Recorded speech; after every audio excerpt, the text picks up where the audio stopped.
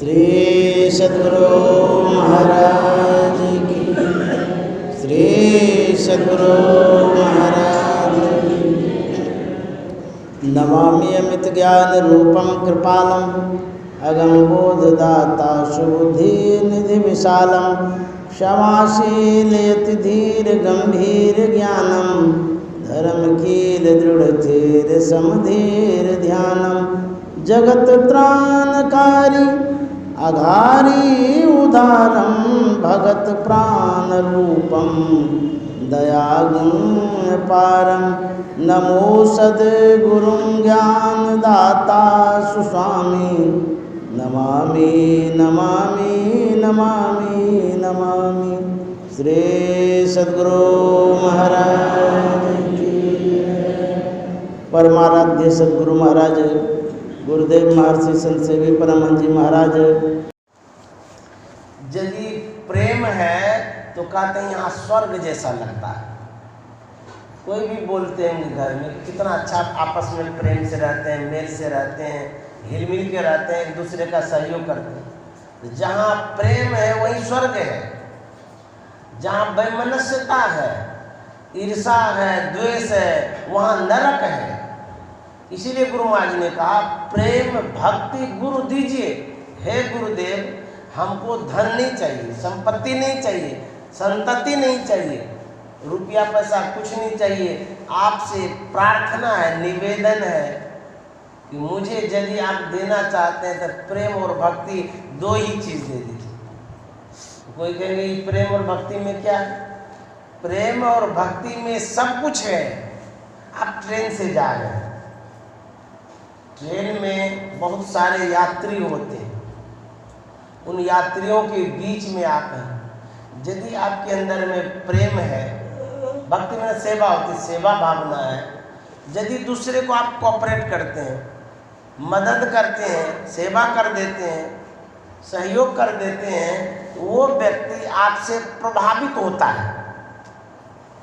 प्रभावित होने के कारण कभी ऐसा होता है कि तुरंत आपको कोई दिक्कतें आ गई, या उल्टी हो गई, पेट में दर्द हो गया, या गिर गए, या कोई चोट लग गई, जिनको आप प्रेम दिए हैं वो तुरंत आपके लिए जान देने के लिए तैयार हो। अरे इतना बढ़िया आदमी है, इसको मदद करो।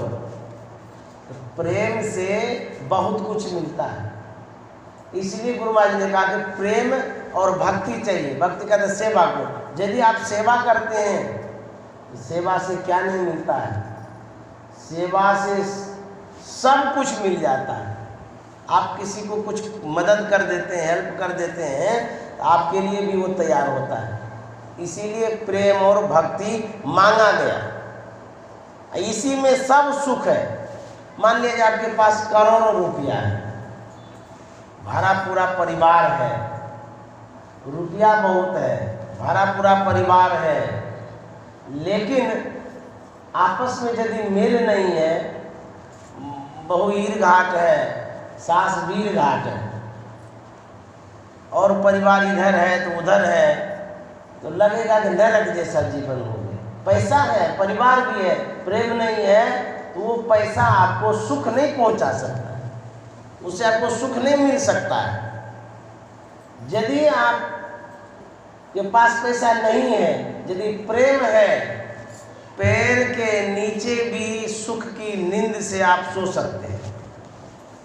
यदि प्रेम नहीं है, सोने का महल है, उस महल में भी डर है, भय है, कलह है, दुख है, कष्ट है, नहीं सो सकते ठीक से। रावण के पास क्या नहीं था? भौतिक संपदाओं से भरपूर था वो। प्रेम नहीं था, भक्ति नहीं थी, सेवा नहीं था। इस कारण से उसको नींद भी नहीं आ रही थी, छटपटा रहा था।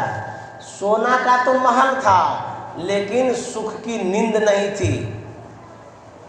साधु महात्मा के पास कुछ नहीं होता है, लेकिन वो सोते हैं बेखबर। पलटू सोवे मगन में साहब चौकीदार, साहब चौकीदार मगन है सोवन लागे, दोनों पांव पसार देख के दुश्मन भागे। ऐसे बेखबर सोते हैं कि लगता कोई गम ही नहीं है। क्या गम होगा उसको? किसी का डर नहीं, भय नहीं, जहाँ हुआ वहीं पैर पसार के सो गए। लेकिन जिसके पास बहुत रुपया है वो नहीं सो पाता है। दरवाज़ा लगा देगा, खिड़की बंद कर लेगा, ताला पर ताला लगाएगा, कोई घुस न जाए, चोर ना जाए।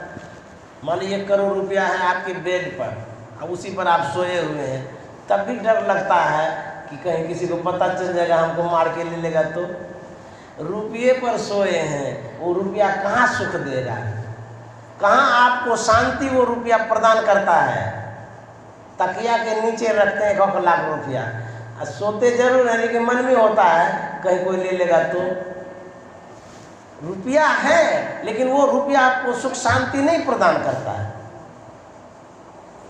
संत महात्मा कहते हैं यदि प्रेम रखिएगा, भले पैसा ना हो, आपको सुख भी मिलेगा, शांति भी मिलेगी, सम्मान भी मिलेगा।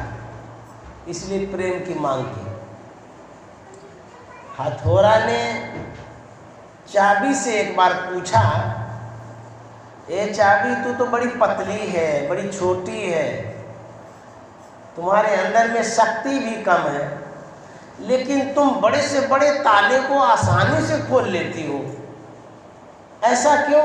और हम, हथौड़ा कहता है, हम तो बड़े शक्तिशाली हैं, इतना मोटा लोहा है मेरे पास, लेकिन फिर भी लिंक ताला को नहीं खोल पाते हैं। चाबी जवाब देती है, हथौड़ा तुम ताले के ऊपरी सतह पर प्रयास करते हो और मैं ताले के अंतःकरण में प्रयास करती हूँ, इसीलिए खुल जाया करता है। तो जिनके अंदर में प्रेम भाव है, जो दिल में घुसे हुए हैं, वो अंदर के ताला को भी खोल लेते हैं। गुरु महाराज जितने सत्संग प्रेमी हैं सबके हृदय में बस गए, सबके अंदर के अंधकार को दूर किए, अज्ञानता को हटाए। गुरु महाराज जो कह देते थे कोई टालता नहीं था, चाहे वो कोई भी आदमी हो। बड़े से बड़े आदमी भी गुरु महाराज की बात को मानते थे।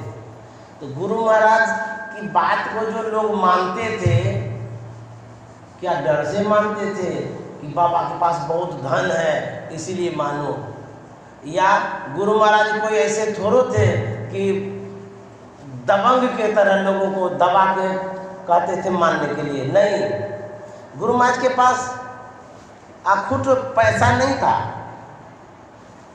बाहरी कोई शक्ति नहीं थी, गुरु महाराज के पास प्रेम था। वो प्रेम से सबके हृदय में बस गए थे। इसीलिए जो हृदय में बस जाते हैं, जिनको भी कहते थे सब कोई बात मान लेते थे। हृदय में घुसने का प्रयास करें। यदि आप हृदय में चले जाएंगे किसी के हृदय में, तो वो स्पेस, वो स्थान, वो जगह वो आपकी हो जाएगी। किसी भी व्यक्ति को यदि आप अपना बना दिए, आप 1 थे 11 हो गए तो बल बढ़ा ना।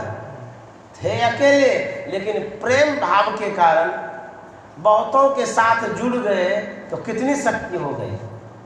उसी तरह से घर परिवार में हम रहते हैं, यदि अंदर में प्रेम है तो जितने भी आदमी हैं उतना बल बढ़ जाता है।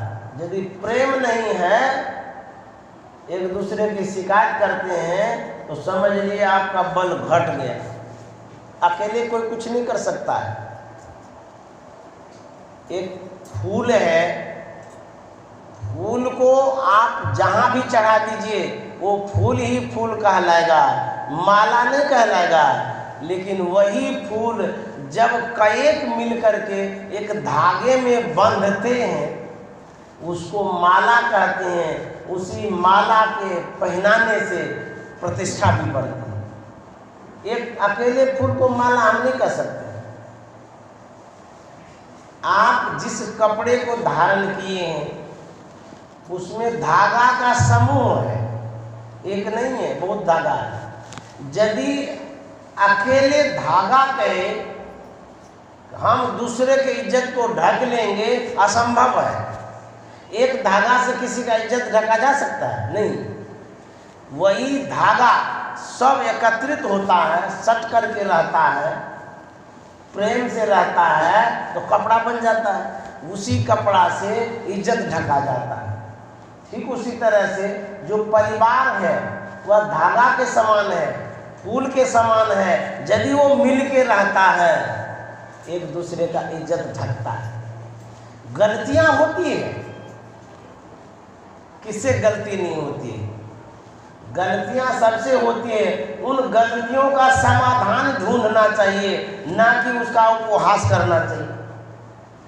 कहते हैं हमारी बहू ऐसी है, हमारी पत्नी ऐसी है, हमारे पतिदेव वैसे हैं, हमारा बेटा ऐसा है। तो आप अपने से ही दूसरे को बता रहे हैं कि ऐसा है वैसा है, तो आप कमज़ोर हो जाते हैं।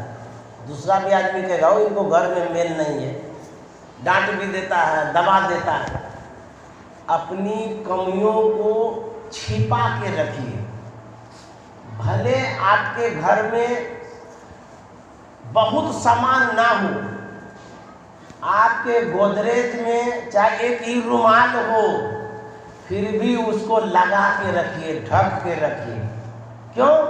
आप प्रभावशाली आदमी कहलाएंगे। उसी अलमीरा को खोल दीजिएगा, आप प्रभावशाली नहीं कहलाएंगे। दरवाजे को लगा के रखिए, गोदरेज को बंद करके रखिए, झोला को चैन लगा के रखिए। भले उसमें एक बिस्कुट ही क्यों न रखा हुआ हो, फिर भी लोगों को लगता है कि इसका झोला बड़ा ऐसा है, हो सकता है बहुत बढ़िया चीज़ होगा, वजनदार चीज़ होगा। तो अपनी इज्जतों को ढक के रखिए, उघाड़िए नहीं। तो यदि ढक के रखिएगा, भले हम आपस में खराब हैं परिवार में, लेकिन फिर भी यदि उसको ढक के रखिएगा, दूसरा आदमी का हिम्मत नहीं होगा कुछ कहने। रहीमन निजमन की व्यथा, मन ही राखो गोय, सुनियठ लइहे लोग सब बांटने लइहे कोई। घर की कहानी जाते हैं पड़ोस को कहने के लिए, ये ऐसी है तो वैसी है, वैसा है। अच्छा, वो समाधान करता है? वो हंसता है, उपहास करता है, वो दूसरे को कहता है। एक फलाने के आदमी जो है था ना, अपने घर की बात बता रहा था, उसका बहू ऐसा है, बेटी ऐसा है, परिवार ऐसा है। आपकी इज्जत कहाँ गई? कचरा में। समाधान तो किया नहीं, आपकी बात सुन लिया, लेकिन समाधान वो किया नहीं, उल्टे आपकी इज्जत को कचरा बना दिया, जहां तहां फैला दिया। तो संत महात्मा यही कहते हैं, आपके अंदर में भले कमियां हैं, उसको छिपा के रखिए, ढक के रखिए। परिवार के साथ मिल के रहिए, प्रेम से रहिए। घर बनाए, इसमें ईटा जोड़े हैं, यदि सब ईटा कहेगा हम अलगे अलगे रहेंगे तो घर बनेगा? नहीं बनेगा। इसीलिए गुरु महाराज कहा करते थे, इधर गुरु महाराज कहा करते थे, मेल से रहो, प्रेम से रहो। मेल से रहने से बल बढ़ता है। मेल से नहीं रहेंगे तो बल नहीं बढ़ेगा, कमजोर हो जाएंगे। इसलिए प्रेम की आवश्यकता है। गुरु महाराज इसलिए प्रेम को मांगे। तुम इधर उधर मत करो, बाबू को पकड़ के रखो, जाओ, इधर नहीं आना, बीच में उधर ही रखिए।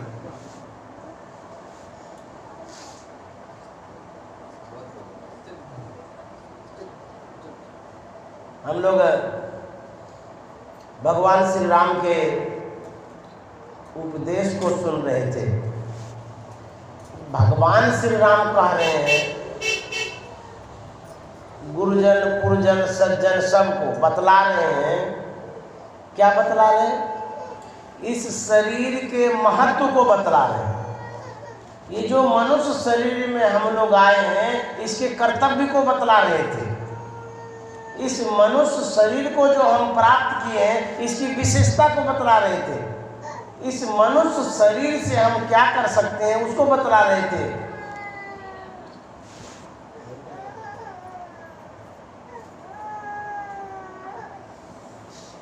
भगवान श्री राम कहते हैं, बड़े भाग मानुष तन पावा, सुर दुर्लभ सब ग्रंथ ही गावा। आप परिवार में बोलते हैं, ए बाबू कि घर जो बना है ऐसे नहीं बना है। वो कैसे बना है? बोले कि खून और पसीना से बना है। परिवार को बोलते हैं ना, बेटा को, बेटी को, पत्नी को, परिवार को, ये जो करोड़ों का घर है खून पसीना से बनाए हैं। इसकी विशेषता क्या है? इसमें एसी लगा हुआ है, सब सुविधा है, स्विमिंग पूल भी है, बताते हैं ना, ये सब इसमें विशेषता है। और कहते हैं इसको बढ़िया से रखना, घर को कबाड़ा मत बना देना, साफ सुथरा रखना, बढ़िया से करना सब काम। तो भगवान श्री राम कहते हैं बड़े भाग्य से मनुष्य का शरीर मिला है। हम लोगों को कह रहे हैं, क्यों कहते हैं? इसलिए कहते हैं ऐसा घर है ये, जैसा घर किसी का है ये नहीं है, पड़ोस वाले का भी नहीं है। भगवान श्री राम कहते हैं ऐसा शरीर मिला है जैसा शरीर के देवता को भी नहीं मिल सकता। ये विशेषता बतला रहे भगवान श्री राम। इसलिए कहते हैं बड़े भाग मानुष कर पाओ, बड़े भाग से मिला है। इसकी विशेषता को समझाया जा रहा है, बताया जा रहा है। यदि नहीं समझेंगे तब तो जैसे डस्टबिन में कूड़ा डालते रहते हैं ना, घर का अनावश्यक सामान, वैसे ही इसको अनावश्यक कार्यों में लगा करके इसको समाप्त कर देंगे। साधन धाम मोक्ष कर द्वारा, भगवान श्री राम कहते हैं ये साधारण शरीर नहीं है, ये इस शरीर में साधन धाम है। साधन का मतलब होता है जो व्यवस्था होती है, तो घर में खाने का, पीने का, रहने का, कपड़ा लता है, तो सब साधन है, इसको साधन कहते हैं। इस घर में भी साधन है। भगवान श्री राम कहते हैं ये जो शरीर है ये साधन का धाम है, साधन का घर है। साधन धाम तो कह दिए, लेकिन कौन चीज का साधन है? खाने का, पीने का, रहने का, सब चीज का। कहते हैं लोक बनाने का भी है, परलोक बनाने का भी। कहते हैं लोक भी बनेगा इस शरीर से, परलोक भी बनेगा। इसमें मुक्ति का द्वार है। दुनिया में आप लोग देखे होंगे, भारत में बहुत ऐसा तीर्थ है, केदारनाथ धाम, द्वारिका धाम, हरिद्वार धाम, बद्री धाम, बहुत धाम का नाम सुने होंगे, लेकिन साधन धाम मनुष्य शरीर ही है और कहीं नहीं है। ये साधन धाम है। मोक्ष कर द्वारा, इस साधन धाम में एक रास्ता है, मोक्ष कर द्वारा। मोक्ष कहते हैं मुक्ति को, छुटकारा को, निकलने को। हम जो निकलेंगे इसमें एक छेद है, एक रास्ता है, उससे आप निकल सकते हैं। इस शरीर में ऐसा है। गुरु महाराज प्रवचन के क्रम में कभी कभी छोटी छोटी कहानियों का उदाहरण दिया करते थे। कथा कहानी से व्यक्ति जल्दी समझता है, इसीलिए गुरु महाराज कहा करते थे बीच बीच में। एक बार पांडव लोग गए तीर्थ करने के लिए वारणावत, पांचों भाई पांडव गए। देखिए दुर्जन जो होता है वो किसी न किसी तरह आपके पीछे पड़ा रहता है, गिराना चाहता है, मारना चाहता है, पछाड़ना चाहता है, बर्बाद करना चाहता है।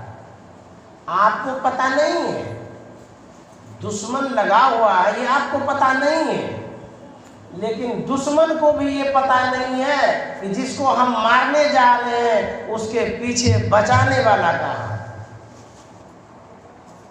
दुश्मन नहीं जानता है कि बचाने वाला भी है इसके पीछे। मारने वाला मारना चाहता है, और जिसको मारना चाहता बेचारा वो तो बेखबर है, उसको पता ही नहीं कि कब कहाँ क्या होगा। लेकिन बचाने वाली तो देख रहा है कि इसकी रक्षा होनी चाहिए, क्योंकि बेचारा अनभिज्ञ भी है, तो बचाने वाला पीछे पीछे रहता है। तो ये लोग जो जा रहे थे, दुर्योधन क्या करता है, वहाँ एक लाक्षागृह बनाता है। ऐसा घर जिसमें आग लगाने की देर हो, जलने में कोई देर नहीं। ऐसा घर तैयार किया, दुष्ट था नो।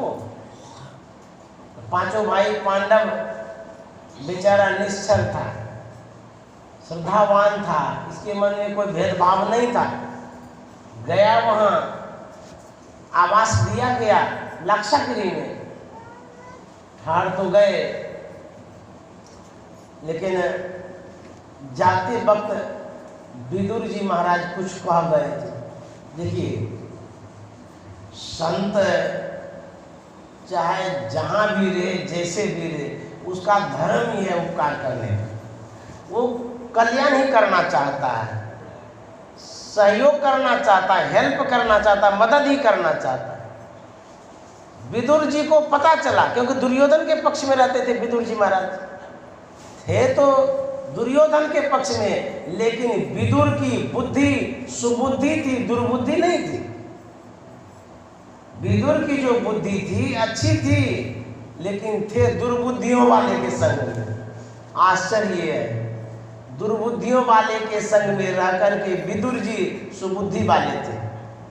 उन्होंने जब देखा कि पांडव का ये लोग विनाश करना चाहता है, भले दुश्मन के संग में थे, लेकिन सांकेतिक रूप में उपकार की भावना से विदुर जी ने कहा, युधिष्ठिर तुम जा तो रहे हो, लेकिन जहां कहीं भी जाते हो लोग रास्ता भूल जाता है, तो नक्षत्र से दिशा का ज्ञान प्राप्त करते हैं। पहले के लोग तो ऐसे ही करते थे, ध्रुव तारा उठता था तो कहता था इतना बच गया।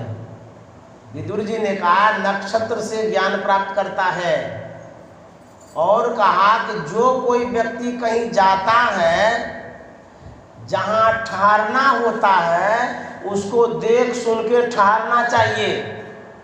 कुत्ता जब बैठता है तो पूंछ से जमीन को साफ करता है तब बैठता है। ठीक उसी तरह से आप जहाँ ठहर रहे हैं, जहाँ बैठ रहे हैं, जहाँ पैर रख रहे हैं, सावधानी रखिएगा कि बैठ जो रहे हैं वो बैठने योग्य है कि नहीं है।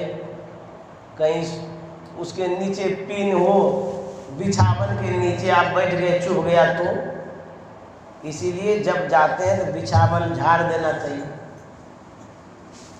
देख लेना चाहिए कहीं कीड़ा तो नहीं है। सो गए कान में घुस गया तो, चींटी चली गई कान में तो तब क्या होगा। इसीलिए जहां आप प्रवास जिस समय करते हैं उस समय अवश्य साफ सुथरा कर लीजिए, बिछावन को, घर को, सब चीज को, क्योंकि रात में सो तो जाएंगे लेकिन कुछ गड़बड़ होगा तो। मैं गया था पटना, जहाँ हमको डेरा दिया गया था, वो डेरा ऐसा था बिरहनी का बसेरा, चूहा का घेरा, गजब सब आदमी होता है। अब किसी को बुलाते हैं तो उसको एकदम जंगल में क्यों दे देते हैं। पुराने जमाने के साधु महात्मा तो वनवास में रहते थे जंगल में, हम लोग तो वीआईपी स्थान में जाते हैं, कम से कम अच्छा जगह दीजिए। वो चूहा का डेरा, बिरहनी का बसेरा, उसमें महात्मा को। ऐसा हुआ कि रात में मशहरी लगी हुई थी, लेकिन चूहा आया, मेरे पैर में काटा, खून निकलने लगा। 11 बजे रात में हड़कंप मच गया, हड़बड़ हो गया, खून जा रहा था। मन में हुआ कि पता नहीं कौन चीज़ काटा, क्या काटा। तब वो लोग बोला कि बाबा यहाँ पर चूहा बहुत है। तो बोले कि आप लोगों को यही डेरा सुझा हमारे लिए, चूहा के घर में दे दी। बोले कि और कहीं जगह नहीं थी। बोले भाई कहीं जगह नहीं थी, कम से कम नीचे में बिछावन दे देते जहाँ आप लोग रहते हैं। चूहा के घर में दे दिए, मुझे थी घटना। अब बिरहनी का खोता ढेर लगा हुआ था। संत महात्मा कहते हैं कि जहाँ भी रहिए देख के पैर रखिए, देख के बैठिए, देख के सोइए। ये नहीं कि जैसे जैसे भैंस की तरह लेटने लगे, ऐसा नहीं करना चाहिए। मानव विवेकशील प्राणी होता है, अवश्य सावधानी से बैठा करिए। कहीं भी बैठते हैं, एक आदमी आता है सीधे पसड़ जाता है। भाई हम कहते हैं कम से कम कुछ बिछावन तो ले लीजिए, नीचे में कुछ होगा तो आपको प्रभाव नहीं डालेगा। सीधे बैठ गया जैसे तैसे। ये कोई बैठना है? भैंस उस होता है तो कादों में बैठ गया, कीचड़ में बैठ गया, बबूल गाछ के पास बैठ गया। हम लोग तो मानव है। तो विदुर जी ने कहा कि जहाँ भी जाओ वहाँ पर देख सुन करके डेरा डालो।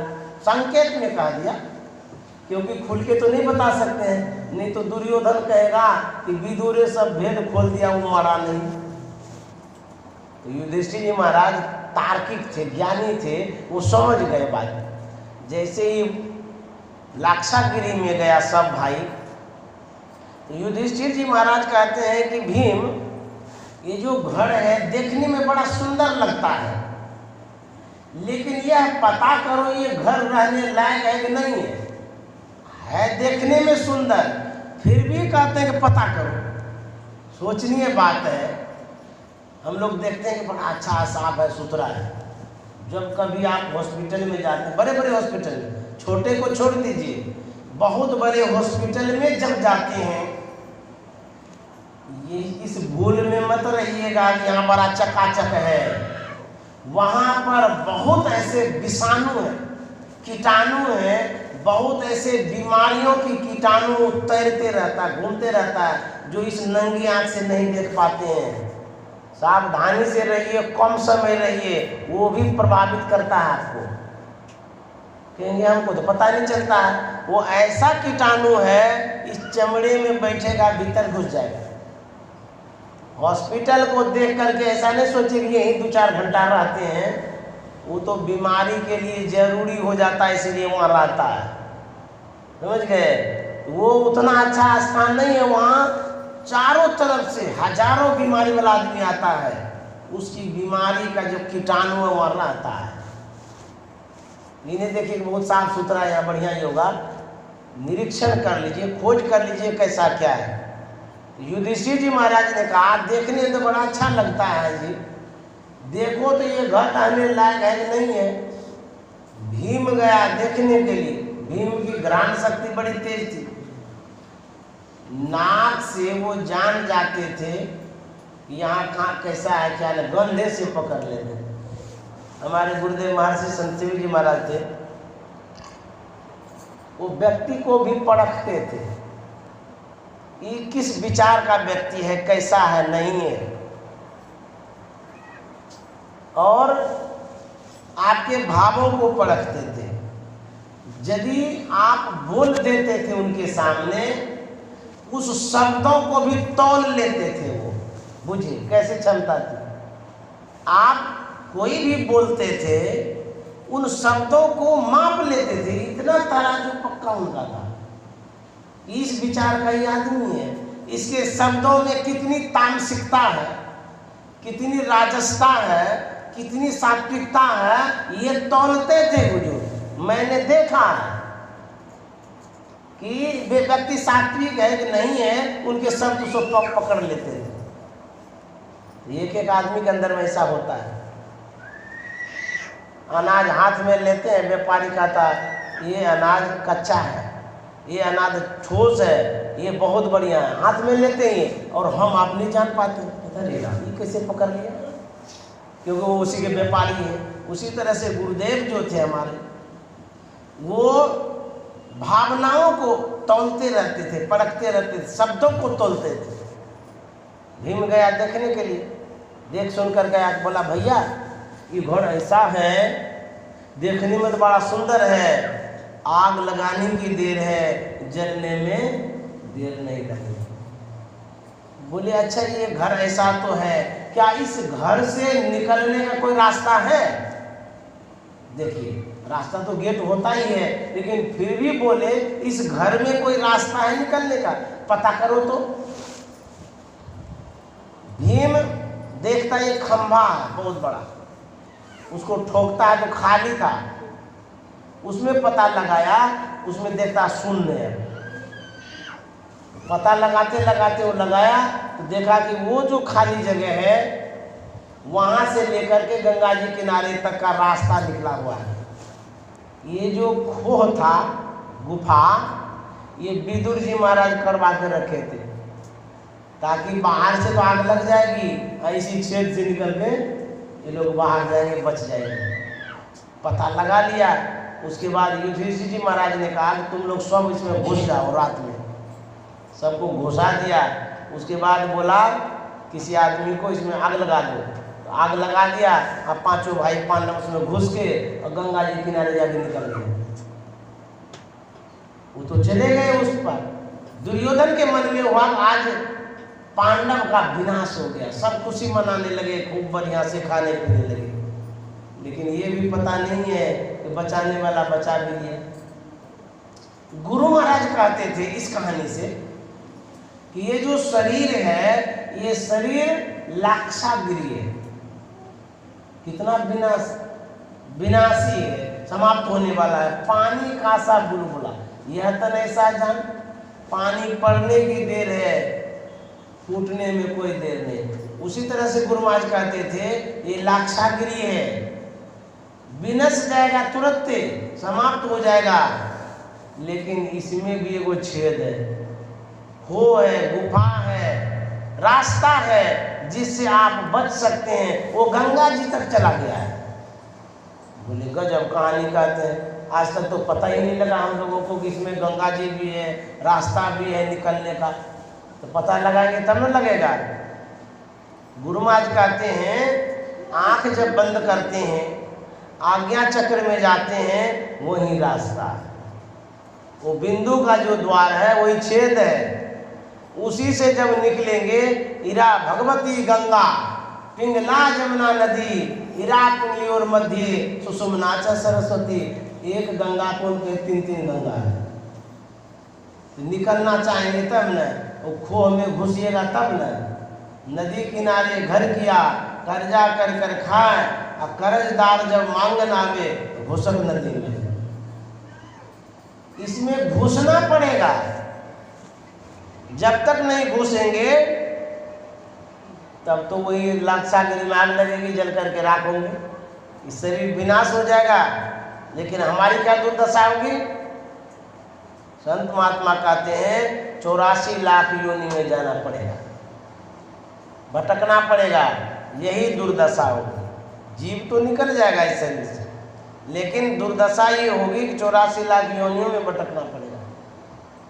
तो कहते हैं इसमें जो रास्ता है, उस रास्ते से कहते हैं निकलो। बिंदु राह से निकल बहादुर, तम मंडल टपना होगा। मन निग्रह के समय क्षेत्र में सन्मुख धीर डटना होगा। आओ वीरो मर्द बनो, अब जेल तुम्हें तजना होगा। रास्ता कहाँ है? सहरग में है। रास्ता सहरग में है, दिलवर पे जाने के लिए। गुरु महाराज ने कहा बिंदु राह से निकल बहादुर, वो बिंदु का रास्ता है। रास्ता बहुत सूक्ष्म है। इतने मोटे मोटे शरीर से थोड़ा उसमें घुसेंगे। ये मोटा शरीर उसमें नहीं घुस सकता है। तब उसमें घुसने के लिए महीन बनना पड़ेगा। डाइटिंग करेंगे तो महीन हो जाएंगे? नहीं, तो शरीर पतला होगा। कम खाएंगे तो शरीर पतला होगा, उपवास करेंगे तो शरीर पतला होगा। भले आप लकड़ी की तरह सूख जाइए, उस रास्ते में शरीर नहीं घुस सकता है, क्योंकि शरीर के जाने का रास्ता वो नहीं है। संसार में बहुत तरह का रास्ता होता है, और सब रास्ते पर सब कोई नहीं जाते हैं। पुल पर देखिएगा पैदल वाला रास्ता अलग होता है, बस के लिए अलग होता है, समझ गए। गली कुची में जाते हैं वो साइकिल का रास्ता है, खेत में जाते हैं वो पैदल का रास्ता, उसमें गाड़ी घोड़ा नहीं जा सकता, क्यों? एक पेड़िया रास्ता है। तो रास्ता सबके लिए अलग अलग है। शरीर का रास्ता क्या है? तो शरीर का रास्ता है संसार में आना और फिर संसार में विनाश होना। यही इसकी दशा है, यही रास्ता है। कहते हैं वो जो महीन रास्ता है, जो बिंदु का द्वार है, उसमें किसको घुसाएंगे? कहते हैं उसमें मनवा घुसेगा। मन को घुसाना पड़ेगा, उसमें सूरत को घुसाना पड़ेगा। मन कैसा है? कहते मन तो बहुत मोटा है। कबीर साहब ने कहा है कि भक्ति द्वारा साकरा राई 10 में भाव मन ऐरावत होय रहा कैसे होय समाओ। वो रास्ता कैसा है? कहता जैसे राई है ना, रैचा, रैचा को 10 भाग करिएगा तो पता भी नहीं चलेगा, 10 भाग हो नहीं करेगा, इतना महीन रास्ता है। मन कैसा है? कहता मन ऐरावत हो रहा, ऐरावत हाथी काय सूढ़ वाला मोटा तगड़ा होता है, कैसे हो समा, उसमें कैसे घुसाएंगे इस मन को? रास्ता महीन, यात्री मोटा, उसमें घुसेगा। आपके घर में नलका है, टोटी लगाए हैं, उस टोटी में छेद है, छेद है उसको रास्ता बोलते हैं। उस टोटी से वही पानी निकलता है जो उस छेद से पतला है। अब बर्फ घुसाइएगा तो बर्फ नहीं घुस सकता है, क्यों? तो बर्फ मोटा है ना, इसीलिए घुस नहीं सकता है। तो रास्ता जितना भी महीन है उससे विशेष महीन घुसने वाला होगा तब घुस सकता है, उसमें भी हल्का और महीन होगा तब। नलका में जितना छेद है उससे बहुत महीन पानी है तब घुसता आर पार होता है। तो मन तो है मोटा और रास्ता है महीन, कहता मन महीन कर लीजिए तब पीऊ लागे हाथ। मन को कहता महीन करने के लिए पतला करो।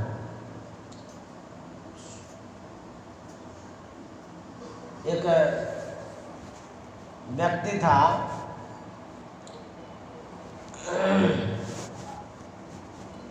वो सत्संग में गया, वहाँ प्रवचन का कार्यक्रम हो रहा था, रामायण था, रामायण का पाठ करता था, उसी पर प्रवचन करता था। उसका खैनी खाने का आदत था, और पाठ कर रहा है, अमल आ गया खाने का, आदत होता है कुछ आदमी का। ऐसा आदमी अमल यदि होता है तो स्मशान घाट में भी नहीं खैनी खाना छोड़ता है, वहाँ भी बीड़ी पी लेता है। अब मुझे तो कहता रहा ही नहीं जाता है। ऐसा है समाज में, मुर्दा पड़ा हुआ है, खैनी लटा रहा है, मुझे उधर जाके बीड़ी पी लिया, उसकी आदत है ना खैनी खाने का। और रामायण कथा बाँच रहा है, खैनी खाएंगे तो कैसे खाएंगे? तो आगे में वो लोग बेदी लगा के रखता है, समझिए, ऊंचा होता है ना जिसमें किताब रखते हैं, और नीचे में बैठा रहता था, आगे ढका हुआ रहता है। वो क्या क्या ऐसे निकाला चुनौती, खैनी निकाला, चुटकी में लिया, कथा भी कर रहा है, हिल हिल करके खैनी को हिला रहा है चुटकी में, ऐसे कर रहा है। करते करते अब ठोकना होता है ना उसको, खैनी को ठोकना पड़ता है। अब ठोकेंगे कैसे सबके सामने? वो ऐसा भजन गा दिया कि सब कोई ताली बजा रहा है, ये भी खैनी पर ताली मार रहा है। लोगों को पता नहीं चल रहा है वो क्या रहा है भीतर भीतर, ये खैनी ठोक रहा है, लोग भजन पर ताली ठोक रहा है। अब मुंह में लेंगे, मुंह में कैसे लेंगे? ए माता जी, अभी आपका समय नहीं है बोलने का, हम प्रवचन कर रहे हैं, अभी आप प्रवचन मत करिए, सुनिए खाली, है ना, जो कह रहे हैं सुनिए, बाद में समय मिलेगा तो आप भी बोलिएगा, क्योंकि अशोक बाबू तो हमको बुलाए बोलने के लिए। जानते हैं बोलने में बहुत लड़ते हैं हम लोग, साधु महात्मा लोग, हमको इतना नहीं दिया बोलने तो उसको उतना दे दिया बोलने, हम आसनी लेके भाग जाएंगे, यहाँ रहेंगे नहीं हम लोग बोलने के लिए तो लड़ते हैं। अभी मौका मिला है, आप लोग बोलेंगे तो कैसे होगा? मंच पर जाके आप लोग नहीं देखते हैं, वो हम लोग करते हैं वो सब लीला। महात्मा उसका आसनी फेंक दो, हटो इसको, इस यहाँ बचेगा, इसको इतना समय मत देना, इसको 5 मिनट दे दो, हो गया, हमको आधा घंटा दो। ये सब होता है हम लोगों में। उसी तरह से अभी हमारा समय है, अभी आप लोग मत बोलिए, हमको बोलने दीजिए, आप लोग सुनिए, और जब आप लोग बोलिएगा तो हम सुनेंगे। तो अब खैनी खाना है उसको, ठोक ठाक किया उसको, वो कहता सिया राम मैं सर्वजन जानी, ऐसे चुटकी में ले लिया, मुंह में डाल दिया, चट से खा लिया। लोगों को पता भी नहीं चला, खैनी खा लिया। अब मुंह में हो जाता है कभी कभी पानी, अब पानी जो हुआ तो फुर करके गा भी रहा है, उसको फेंकता भी। बगले में वो लड़का था, युवक था, उसको पढ़ता था, उसको लगा राम राम, हमको तो गंदा कर दिया ये पंडित जी। एक बार कहता है, ये क्या आप कर रहे हैं, आप थूक क्यों फेंकते हैं इधर, हमको पढ़ता है। तो कहता बेवकूफ कहीं का, अरे ब्राह्मण के मुंह से थूक नहीं, गंगा जल है ये, तू तो पवित्र हो गया, ये धन्य है तू। ब्राह्मण के मुंह में थूक होता है, वो तो गंगा जल है। लड़का को लगा बाप रे बाप, गंगा जल है क्या, पंडित जी डांट उठ दिया उसको। 7 रोज का कार्यक्रम था। अभी तो शुरू में होता कथा, लड़का घर गया, संजोग से उसके परिवार में कोई मर गया, तो दूसरे दिन दाह संस्कार हुआ। दाह संस्कार होने के बाद राख को गंगा जी में प्रवाहित करते हैं। लड़का के मन में हुआ, हमारे गांव में आसपास में कोई गंगा जी है नहीं, बहुत दूर दूर नहीं है। एगो कुड़िया में भर लिया और राख को, लाश वाला राख जो दाह संस्कार हुआ, कुड़िया में भर लिया हुआ गया। कथा में आगे बढ़ गया। वो पंडित जी जब ऐसे हाथ किया, मुंह खोला, अचट से वो कुड़िया उसके मुंह में डाल दिया। बोले अरे मुंह में क्या दिया, बोले कि राख दिए। बोले कौन चीज का, बोले वो मुर्दा जलाया गया था ना, वही राख है, आपके मुंह में दिए। बोले राम राम, तू तो चौपट कर दिया। बोले क्यों, बोले पंडित जी आप तो बोले थे गंगा जी हमारे मुंह में वास करता है, तो हम इसको गंगा प्रवाहित कर दिए। बोले राम राम, तू तो जाते ले लिया, हमारे मुंह में राख डाल दिया। बोले आप भी तो कह रहे थे गंगा जी का वास होता है, पंडित जी के मुंह में हम गंगा प्रवाह कर दिए, हमको और कहीं जगह ही नहीं मिली। समझ गए, यही लोग होते थे, इसीलिए हम कह दिए कि हम प्रवचन नहीं कर रहे थे, औंग रहे थे, इसलिए सुना दिए। जरूर नींद तो कम से कम टूट जाए। समझ गए, ये सब महात्मा का एक टेक्निक है। समझ गए, किसी तरह से नींद तो खुल जाए। तो हम कह रहे थे ये जो शरीर है, इस शरीर में निकलने का रास्ता है।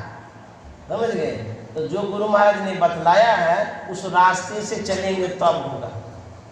ये शरीर आश्चर्यजनक है। हम लोगों को लगता है कि 3.5 हाथ का शरीर है, और इस शरीर से हम लोग क्या करते हैं, कमाते हैं, खाते हैं, बस और कुछ नहीं, आराम से रहते हैं। कहते हैं कि खाली कमाना खाना ही नहीं है, इस शरीर से भगवत भजन भी करना है। शरीर जो मिला है भगवत भजन करने के लिए मिला है, खाली कमाने खाने के लिए नहीं मिला है। ये जो साधन दिया गया है, ये साधन रहेगा नहीं। जब तक ये शरीर है तब तक में इससे काम ले आइए, और यदि आप काम नहीं लाएंगे ये तो शरीर एक दिन समाप्त हो जाएगा, मर जाएंगे। लेकिन जो मेन काम होना चाहिए, मूल काम होना चाहिए, वो आप किए नहीं। 1 करोड़ रुपया है, उस 1 करोड़ रुपया से आपको विशेष बढ़ाना चाहिए, लेकिन आप लोग खाते खाते खाते उड़ा दिए, और उसके बाद फिर हाथ खाली हो गए। उसको पूंजी है ना, वो मूल चीज है, उसको रखिए और उससे बढ़ाइए। उसी तरह से परमात्मा ने कृपा करके मनुष्य का शरीर दिया, ये पूंजी है, मूल धन जिसको कहते हैं। इससे क्या करना है, खाने पीने का भी प्रबंध करना है, घर परिवार चलाने का भी काम करना है, और इससे मूल काम जो है भगवत भजन करना है। यदि ये नहीं किए तो 184 भरम के पापे अट के आए, अब की पासा ना पड़े तो फिर 84। ये एक मौका मिला है, यदि भजन नहीं करेंगे तो फिर मुश्किल हो जाएगा। कबीर साहब कहते हैं, दीवाने मन भजने बिना दुख पई हो, दीवाने मन भजने बिना दुख पई हो। पहला जन्म भूत का पई हो, 7 जन्म पछतई हो। दीवाने मन भजन बिना दुख पई हो। कबीर साहब कहते हैं ए दीवाने मन, दीवाने मन मतलब भूला हुआ मन, भटका हुआ मन, संसार में अटका हुआ मन, मद में चूर मन, तुम क्यों भूल गए हो? अरे यदि भजन नहीं करोगे तो आगे समझ पड़ेगा भाई, दुख भोगना पड़ेगा। संसार में जब तक शरीर है तब तक आपका सम्मान है, समझ गए? आज जैसे शरीर छूट जाएगा तो जा दिन मन पंछी उड़ जाइए, इसकी क्या दशा होगी? ता दिन तेरे तन तरवर के सबे पात झड़ जाइए। गाछ काटते हैं पतझड़ हो जाता है, शोभाहीन लगता है। उसी तरह से जैसे शरीर छूट जाएगा कोई घर में सम्मान नहीं करेगा, पूछबो नहीं करेगा। कहता घर के काट सवेरे काढ़ो, भूत होए घर खइए और जा दिन मन पंछी उड़े। कोई नहीं पूछेगा। अभी जितना आपका इज्जत होता है, मान होता है, सम्मान होता है, पूछता है, आइए आइए बची बची, चाय पानी ला के देता है, रसगुल्ला टिकड़ी गुल जामुन खिलाता है, मुलायम सैया पर सुलाता है, कितना सम्मान होता है। और यदि सांस निकल गया तो कहते बिछा पर मत रखिए, भूत हो जाएगा, हटा दीजिए, घर से बाहर कर दीजिए। जो आपका परिवार था, कुटुंब था, समाज था, रिलेशन बना के रखे थे, उसको कहते भूत हो जाएगा। अब बुझिए तो घर से भी बाहर कर देता है। करोड़ों का घर बनाए, साल 6 महीना ही तो उसमें बिताए, शरीर छूट गया, परिवार वाला कहता है जल्दी निकालो। और यदि वो मुर्दा उठ कर के कह रहे हम घर बनाए हैं जल्दी निकालो, अभी जेबे करेंगे, तब क्या करिएगा? परिवार वाला सोचता है जल्दी से जल्दी हटा दो इसको, दाह संस्कार कर दो, घर छोड़ के जाएगा तो हम लोग भोगेंगे। अब मुर्दा उठ के कहेगा हम जेबे करेंगे, तुम लोग क्या समझता है? अभी तो साले 6 महीना हुआ, हम इतना बनाए, खून पसीना करके भगाता है। बाबा देवी साहब अद्भुत संत थे, बड़े सिद्ध पुरुष थे, सिद्धियां थी उनके पास, बहुत सिद्धियां थी। मुरादाबाद में सत्संग कर रहे थे। विशेष आप लोगों को दुख नहीं देंगे, थोड़ा देर और कहेंगे समाप्त करेंगे, समय हो ये रहा। आप मत सोचिएगा कि बाबा लोग तो प्रवचन करने में व्यस्त हैं, अपना दे रहे हैं भाषण, और हम लोगों को बैठा बैठा के रखे हैं, कुछ काम भी तो करना है। तो आप लोगों को हम परेशान नहीं करेंगे, थोड़ा आदत भी है हम लोगों को बोलने का।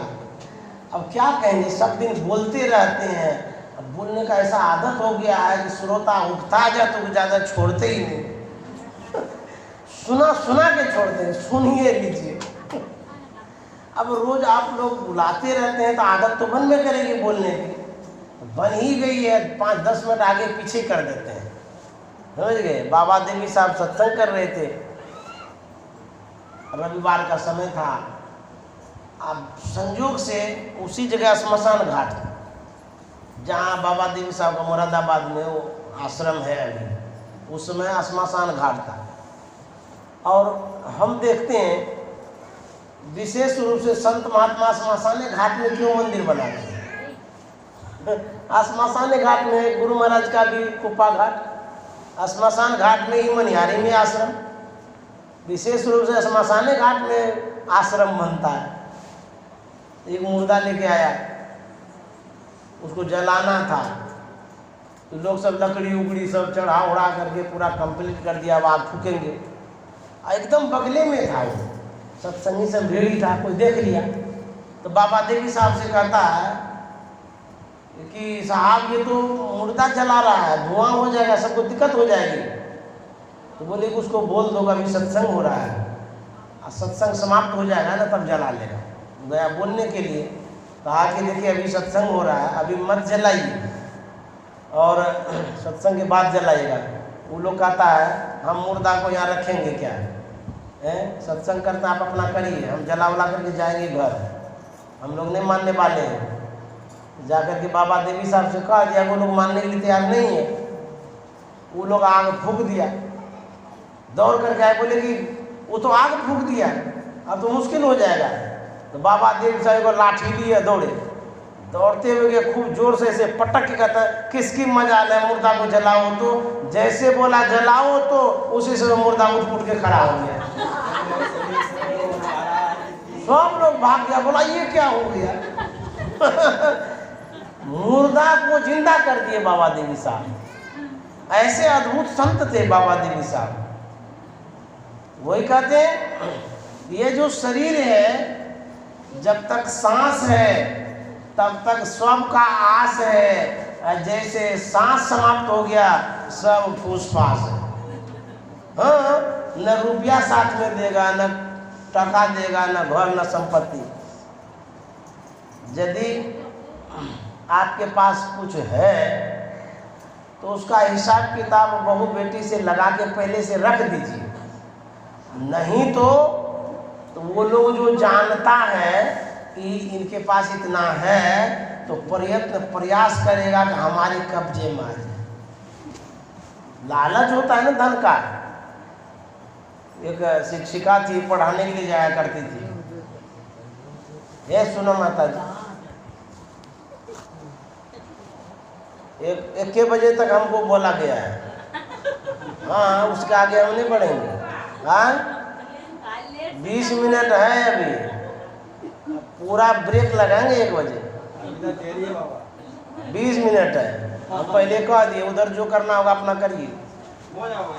हाँ, समझे। पढ़ाने जाती थी, शिक्षक लोगों को थोड़ा पैसा मिलता ही है। वो पैसा तो मिला, कान में नाक में सब जगह गहना जेवर पहन ली, गिल्लेट वाला, सोना वोना का नहीं, साधारण वाला नहीं बिकता, लगता है सोने जैसा, सब धारण कर लिया। वो जाती आती रहती, एक बदमाश की नज़र पड़ गई। उसके मन में हुआ बाप रे बाप, इतना गहना पड़ी है, छीन लेंगे तो अमीरे हो जाएंगे। वो जा रही थी अकेले, पकड़ा गया, बोला सब उतारूं। इसके भी मन में वो गिल्लेट है, क्या होगा दे देते हैं, फिर खरीद लेंगे। नाक कान गला में जो था सब उतार के दे दिया। चोरबा लेके चला गया। ये चली गई पढ़ाने के लिए, रोई भी नहीं, वो गिल्लेट है, ले लिया तो ले लिया। चोरबा बड़ा खुश, उसके मन में हुआ कि आज तो हम मालूम माल हो गए। कभी कभी सत्य बात में भी भ्रम हो जाता, संशय होता है। चोर के मन में होता है इतना गहना है, सही है कि नहीं है, एक बार सोनार से देखा लेते हैं।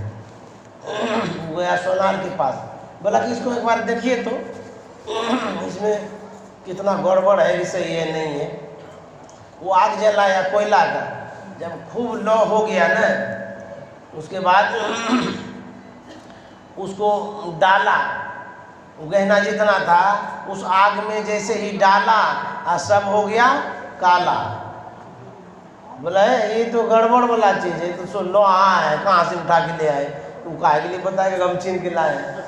इतना गुस्सा उठा है बेवकूफ़ कहीं की, ये गिल्लेट सब पहनती है, हम तो सोचे सोना है।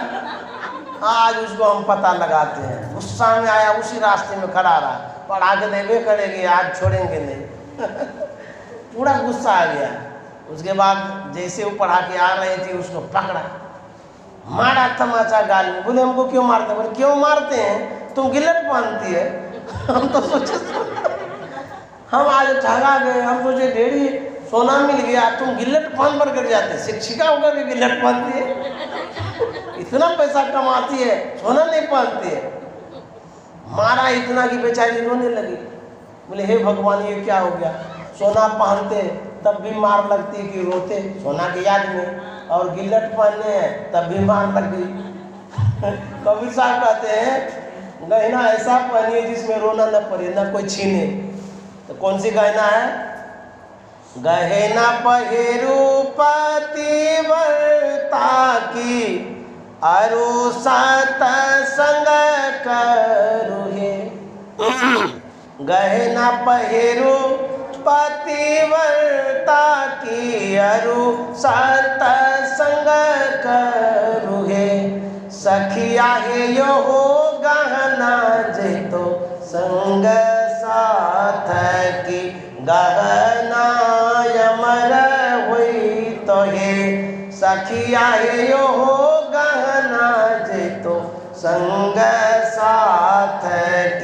गहना अमर हुई तो ही। संत महात्मा कहते हैं ऐसा गहना पनी कोई छीनबो न करे, पता भी नहीं लगेगा। और यदि नाक कान में हीरा जवाहर सोना चांदी पहन के रखिएगा, अब 5 बहू है कहीं मर गए हार्ट अटैक में, तो जा कर के पहली बहू नाक काटेगी, कान काटेगी, गहना निकालेगी। नाक कान कटवाना होगा तो पहन के रखिएगा। तो संत महात्मा कहते हैं ये गहना पहनिए, ये मनुष्य का शरीर मिला है तो कहते हैं भगवत भजन करने के लिए मिला है। यदि भगवत भजन नहीं करेंगे तो फिर बाद में पछताना पड़ेगा, दुख भोगना पड़ेगा। संत महात्मा कहते हैं यही मानुष देह समैया में करो परमेश्वर में प्यार। यही मानुष देह समैया में करो परमेश्वर में प्यार। प्यार करो परमेश्वर में प्यार। कर्म धर्म को जला खाक कर, कर्म धर्म को जला खाक कर देंगे तुमको तार। करो परमेश्वर में प्यार, प्यार करो परमेश्वर में प्यार। यही मानुष देह समैया में करो परमेश्वर में प्यार। तह जाओ जह प्रगट मिले वे तब जानोगे स्नेह। तह जाओ जह प्रगट मिले वे तब जानोगे स्नेह। स्नेह बिना नहीं भक्ति होती है, स्नेह बिना नहीं भक्ति होती है। कर लो साचा ने करो परमेश्वर में प्यार। प्यार करो परमेश्वर में प्यार। यही मानुष देह समैया में करो परमेश्वर में प्यार। प्यार करो परमेश्वर में प्यार। कबीर साहब कहते हैं दूजा जन्म सुगा का पई हो, बाज बसेरा नहीं हो। दूजा जन्म सुगा का पई हो, बाज बसेरा नहीं हो। टूटे पंख बाज मंडराने, टूटे पंख बाज मंडराने। अधफर प्राण गवई हो, दीवाने मन भजन बिना दुख पई हो। दीवाने मन भजन बिना दुख पई। थोड़ा सा सोचिए, मनुष्य शरीर के अतिरिक्त जितना जीव है, चाहे कौवा हो, मैना हो, जानवर हो, घोड़ा गधा हाथी कितना भी हो, उसमें जो जीने की कला है और जो उनकी व्यवस्था है, जो उनकी दशा है, थोड़ा विचार करेंगे तो पता चलेगा कैसा जीवन है उनका। हम लोग बैंक बैलेंस करके रखते हैं, जानवर के पास कोई बैंक बैलेंस नहीं, तो चिड़िया के पास कोई बैंक बैलेंस नहीं है। जब ज़रूरत होता है तब खाते हैं। पेट में दर्द जानवर को भी होता है, हम लोगों को भी होता है। हम लोग तुरंत इलाज करते हैं हॉस्पिटल में जा कर के, लेकिन वो जानवर बोल भी नहीं पाता कि मेरे पेट में दर्द है। पेट में दर्द है, छटपटा रहा है। किसान उसको बैलगाड़ी में जोतता है, नहीं चलता है तो मारता है कस के। बुझिए कैसे दुर्दशा है, कितना दुख वाली बात है। हम लोग हलवा खाते हैं, पूरी खाते हैं, रसगुल्ला खाते हैं, मुलायम मुलायम चीज़ खाते हैं, यदि रोटी कहीं कड़ी हो गई या ठीक से नहीं पका पाए, इतना झुंझला के बोलते हैं रोटी भी नहीं बढ़िया से पकाते, चबाया नहीं जाता है, कच्ची रह गई है। अभी तो ये कह लीजिए भोजन बनाने वाले को, जब भजन नहीं करेंगे, बैल बनेंगे तो सूखी घास कुट्टी खाना पड़ेगा। उस समय किसको कहिएगा इतनी मोटी मोटी कुट्टी क्यों दी है, बोलिएगा। लाड़वा खाना पड़ता है, मकई का इतना मोटा मोटा वो होता है, वो भी कोई रस नहीं उसमें। भादों महीना में हम गए थे उधर देहात तरफ, उस सूखे घास को मशीन में काट काट के इतना बड़ा बड़ा कुट्टी उसको बैल को देता था खाने के लिए, भैंस को खिलाता था। अब वो तो बोल नहीं सकता कि हमको हरा हरा घास दे दो लाके, हमको चबाया नहीं जाता है। किसान दे दिया नाद में, अब तुम खाओ तो ठीक और नहीं तो भूखे मरो। बेबस होके खाना पड़ता है ना। उस समय तो नहीं कहता है बैल कि हमको मुलायम वाला दो खाने। अभी तो आप लोग कहते हैं, हम लोग भी कहते हैं हलवा दो, टिकड़ी दो, रसगुल्ला दो। संत महात्मा कहता यदि भजन नहीं करेंगे तो मुंह में आवाज़ ही नहीं रहेगी, कह भी नहीं सकेंगे और सूखी घास खानी पड़ेगी, गीली भी नहीं, सूखी, मोटी मोटी, इतनी मोटी होती है, गोल गोल। उस समय किसको कहिएगा? संत महात्मा कहते हैं इतना तो जरूर भजन करिए जिस भजन के कारण मनुष्य का शरीर मिले, भले मोक्ष और मुक्ति न मिले, मनुष्य का शरीर मिले और फिर भजन आगे बनते रहे। गुरु महाराज ने कहा है यदि सत्संग और ध्यान मनोयोग पूर्वक जीवन पर्यंत करेंगे, सिर्फ करेंगे, मिले या न मिले ये नहीं कहें। गुरु महाराज कहे सिर्फ करना है, सत्संग और ध्यान करिए। यदि समय मिलता है सत्संग में जरूर आया करिए, इससे संस्कार बनता है। सत्संग ध्यान यदि करेंगे, गुरु महाराज ने कहा है कि अधोगति में नहीं जाएंगे, मनुष्य का शरीर मिलेगा और श्रीमान का जन्म होगा, ये उपलब्धि होगी। और गुरु महाराज ने ये भी कहा है जो कोई सच्चे मन से सत्संग ध्यान करेंगे उनको मोटी रोटी और मोटी धोती की कमी नहीं होगी। ये गुरु महाराज का आशीर्वाद है। भूखे नहीं रह सकते, खिला ही देंगे। मैं देवघर गया था, आश्रम में रुका हुआ था, वहाँ एक है विनोद सुल्तानिया, पैसे वाले हैं, बड़े अच्छे सत्संगी। मुझे अपने घर पर बुलाया, आमंत्रित किया कि आप आइए यहीं सत्संग कर दीजिएगा, भोजन कर दीजिएगा, और ठहरने के लिए आश्रम में ठहर जाइएगा। मैं उनके घर पर गया, सत्संग किया, भोजन किया।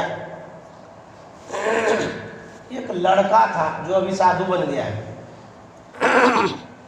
उसी मंदिर में सेवा देता था उस समय। मुझे क्या पता, मैं यहाँ आया, खाया पिया, रात हो गई 10, हमको गाड़ी से छोड़ दिया, मंदिर गए। मंदिर में जब गए, स्वभावतः मैंने पूछा कि भोजन किया जी? मेरे गुरुदेव भी ऐसे ही थे, समय होता था भोजन का, जो कोई उनके पास पहुंचते थे जरूर पूछते थे कि अच्छा भोजन हुआ आपका? बोलते थे हाँ, तब तो ठीक है। यदि नहीं होता था अच्छा चाहिए पहले भोजन कर लीजिए फिर आइएगा। ये स्वभावतः संस्कार बस भी कहा जाता है। हम लोग समाज में जीते हैं, एक सम्मान भी होता है, पूछना भी चाहिए। मान लीजिए वो भूखे हैं, प्यासे हैं, आपके पास आ गए, आप पूरा रामायण महाभारत उसको सुना रहे हैं, बेचारा सोच रहा है अरे कम से कम खिला तो देते, खाली अपना सुनाइए रहा है, कुछ वो नहीं किया खाने के लिए। तो आपके यहाँ जो अतिथि आते हैं सबसे पहले उनको जल देना चाहिए, उसके बाद जलपान देना चाहिए। क्यों? थका है, मांदा है, कहाँ से आया, नहीं आया, हो सकता है वो घर में खा नहीं पाया किसी कारण से, ट्रेन पकड़ना था, सोचा कि वहाँ जाकर के खाएंगे और आपके यहाँ आया, आप कुछ बोल नहीं किए। अब बेचारा दुर्धान में है, अब पेट में भूख लगी। यह ख्याल अवश्य रखना चाहिए, कुछ न कुछ थोड़ा ही सही उसको खिला देना चाहिए। मैं कानपुर गया था, वहाँ जिसके यहाँ गया था तो वहाँ पर जैसे ही मैं गया, पैर भी नहीं धोया था, वो लोग एक गिलास पानी और बतासा लेके आए, बोला ये खा लीजिए। हम बोले थोड़ा पैर हाथ धो लेते, बोले नहीं पहले खा लीजिए। बोले अरे हम लोग ऐसा तो नहीं करते हैं, आप लोग ऐसा क्यों करते हैं? बोले नहीं, हम लोगों की परंपरा है, नियम है कि जैसे ही दरवाजे पर मेहमान आते हैं, अतिथि आते हैं, पहले उसको पानी और बतासा खिलाते हैं। इसका मतलब ये है मीठा पदार्थ खिलाने से एनर्जी आती है, ताकत आ जाता है। तो हमारे जो मेहमान हैं, जब ताकत रहेगा तब ना खुश होकर बात करेंगे। तो मेहमान को पहले मीठा पदार्थ खिलाइए। हाँ, अब नहीं खिलाइए क्योंकि शुगर हो जाता है। अब कुछ ऐसा पदार्थ खिलाएगा, नमकीन वाला खिलाइएगा। और जिसको भी खिलाना होगा खिला दीजिएगा। जब हम आएंगे तो हमको मीठा नहीं खिलाइएगा, हमको घुगनी खिला दीजिएगा। हम नहीं खाएंगे मीठा। तो मीठा खिलाने का ये परंपरा है पहले से। उसी तरह से पूछना चाहिए कि खाए कि नहीं खाए, समझ गए? तो मैं क्या कह रहा था, 5 मिनट बचा। देवघर में ऐसे श्रोता, वक्ता से भी अच्छे अच्छे श्रोता होते हैं, समझे? श्रोता को कम नहीं समझना चाहिए।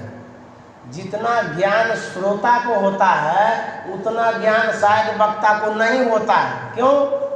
श्रोता चारों तरफ से ज्ञान को संग्रहित करके अपने दिमाग में रखता है। अब वक्ता किसी के पास नहीं जाता है सुनने के लिए। वक्ता तो समझता है हमको तो ज्ञान है ये है, लेकिन श्रोता सब जगह जाता है, सब महात्मा का सुनता है। तो उसके पास जो अनुभव है श्रोता के पास, वो वक्ता के पास नहीं है। इसलिए मैं आपको प्रणाम करता हूँ।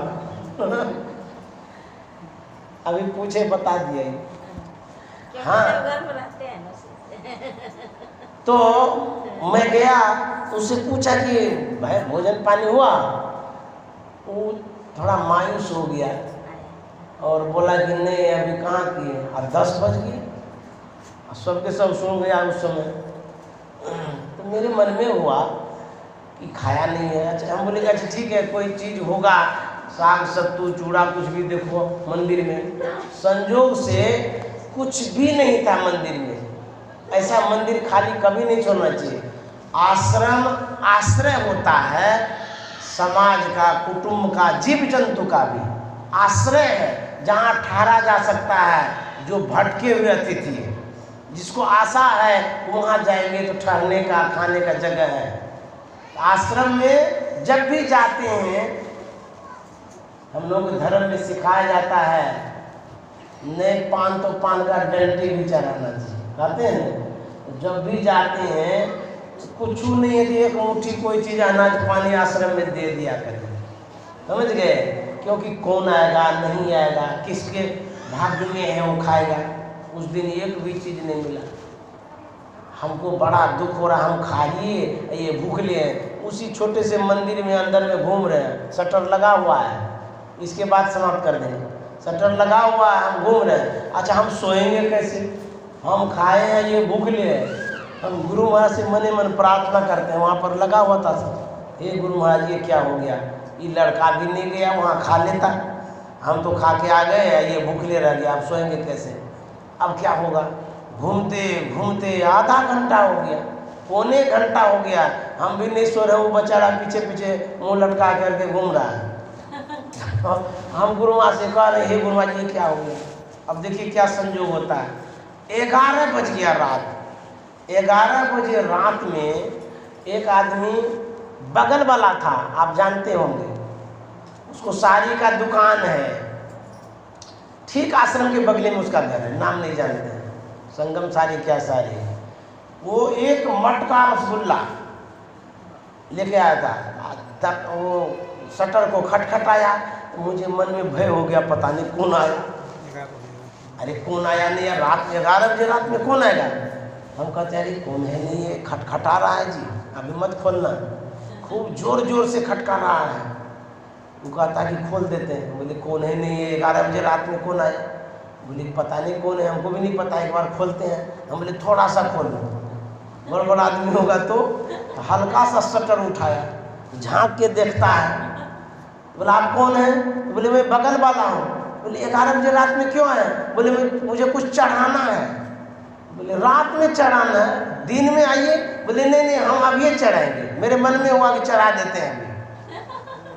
तो हम बोले कि थोड़ा और उठाओ, यदि चढ़ाना है तो देखे क्या चढ़ाना है। तो उठाया, वो इतना बड़ा मटका था भरा हुआ रसगुल्ला।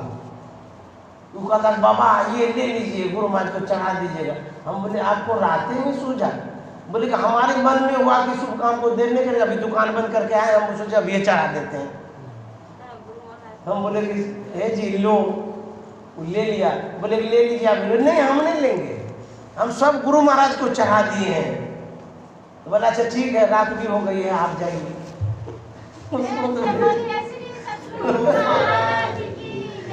हम कहे शटर लगाओ। हम बोले जल्दी लगाओ। शटर लगा दिया। उसके बाद हम बोले ये गुरु महाराज को चढ़ गया, तुमको जितना खाना हो पहले तुम खाओ, और उसके बाद जो बचेगा सब प्रसाद होगा। वो भर पेट खाया। उसके बाद वो भी सोया, हम भी सोए। तो गुरु महाराज भूखे सोने देते हैं? जो आस्था विश्वास बना के रखेंगे गुरु महाराज जरूर व्यवस्था करेंगे। श्री सद्गुरु महाराज की। बज गए। आप लोग सब हैं नेक, अब बैठे हैं टेक लगा के, इसलिए हम समाप्त करेंगे। अशोक बाबू को भी धन्यवाद, उनके परिवार को भी धन्यवाद, बहुत साधुवाद। इतने अच्छे अच्छे श्रोता जो सुने हैं उनको भी प्रणाम, साधुवाद आप लोगों को। आप नहीं सुनते तो हम किसको सुनाते, और जब हम नहीं सुनाते तो हमको बुलाते किस लिए? तो आपके ही कारण हमको बुलाया है, आपने सुना है, इसीलिए आप लोगों को भी बहुत बहुत धन्यवाद। और मेरा सौभाग्य है कि इतने आदमी इतना समय दे करके सुने हैं, मैं बड़ा खुश नसीब हूँ, और सबको मैं बहुत बहुत धन्यवाद। श्री सद्गुरु महाराज की जय। अब अशोक बाबू की जो आज्ञा होगी वो कहेंगे। अशोक बाबू आप बोल दीजिए। कुछ कहना भी है और